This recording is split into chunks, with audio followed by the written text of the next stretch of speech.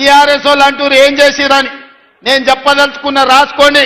KCR form హౌస్ల ఖాళీగానే ఉంటే pen paper తీసుకొని రాసుకో. నువ్వు 10 ఏళ్లల్లా ఒక్క రేషన్ కార్డు కూడా ఇయ్యలే. ఉత్తమ్ కుమార్ రెడ్డి నాయకత్వంలో లక్షలాది మంది పేదలకు రేషన్ కార్డులు ఇచ్చి ఇవాళ 3,17,00,000 మందికి ఇవాళ సన్న బియ్యం ప్రతి మనిషికి 6 కిలోల చొప్పున ప్రతి పేదవాడికి ఆ రేషన్ కార్డులతో పాటు సన్న బియ్యం అందిస్తున్నాం. మా అక్కలు ఇక్కడనే ఉన్నారు సాక్షిగా.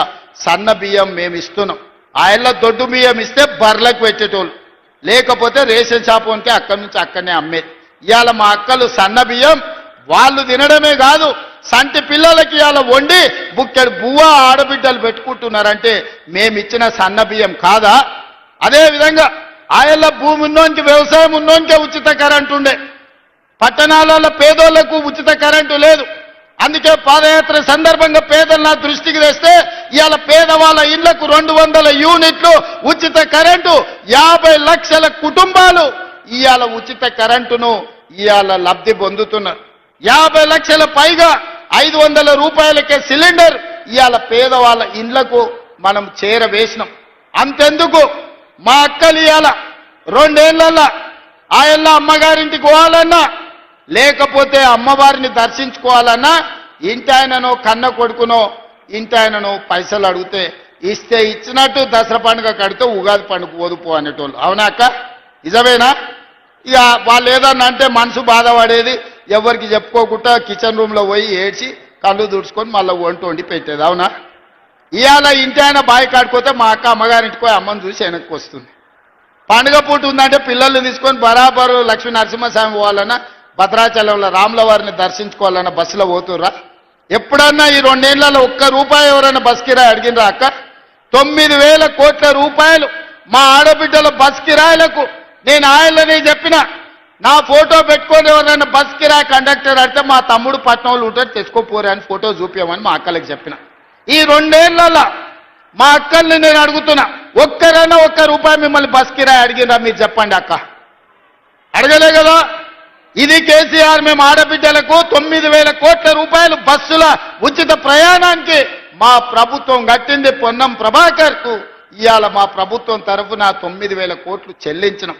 ఇదే కాదు, బస్సులో ఉచిత ప్రయాణమే కాదు, 1000 బస్సులు మా స్వయం సహాయక సంఘాలకు కొనిపించి బస్సుల యజమానులను ఇవాళ మా ఆడబిడ్డల్ని చేసినాం.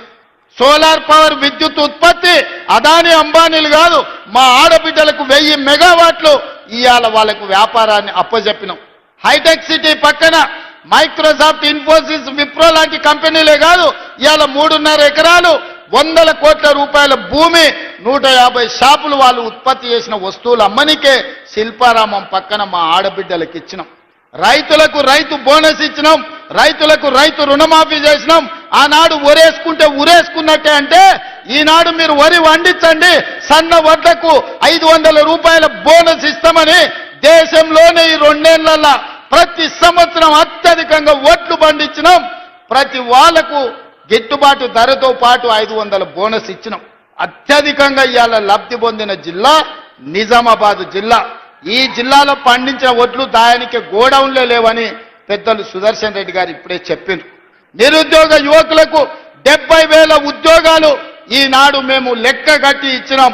కేసీఆర్ నీకు అనుమానం ఉంటే ఫామ్ హౌస్ల నుంచి ఎల్పీ స్టేడియం రా, 70,000 మంది విద్యార్థులను ఉద్యోగాలు ఇచ్చిన వాళ్ళను తలలు లెక్క కట్టి లెక్క చూపితే ఒక్క తలకాయ తగ్గినా నా తల తీసుకుంటా. 70,000 ప్రభుత్వ ఉద్యోగాలు మేమిచ్చి చూపించినాం.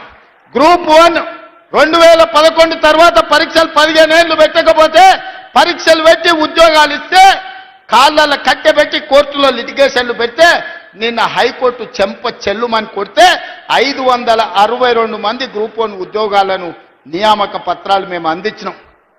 మా ఆడబిడ్డలు కానీ, రైతులు కానీ, నిరుద్యోగ యువకులు కానీ, అభివృద్ధి కార్యక్రమాలు కానీ, ఔటర్ రింగ్ RRR కానీ ఇట్లా చెప్పుకుంటూ పోతే ప్రతి అభివృద్ధి కార్యక్రమాన్ని ఈ 2 ఏళ్లలోనే మనం చేసుకున్నాం.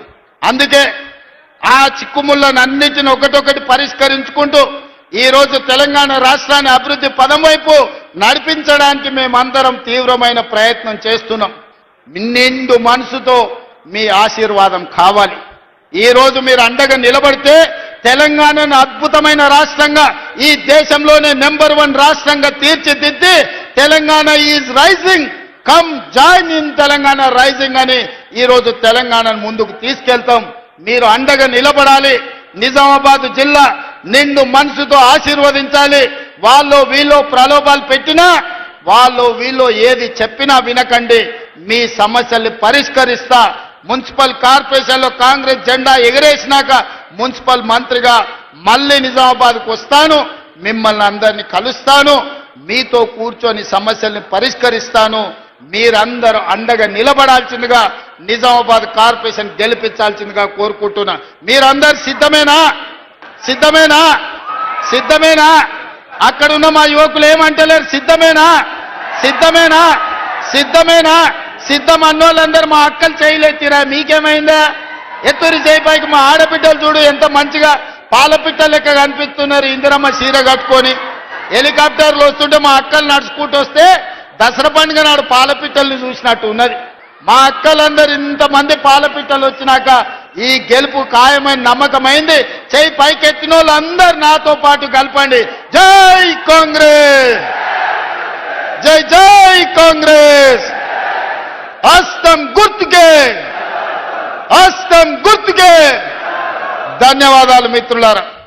గౌరవనీయులైన ముఖ్యమంత్రి గారి చేతుల మీద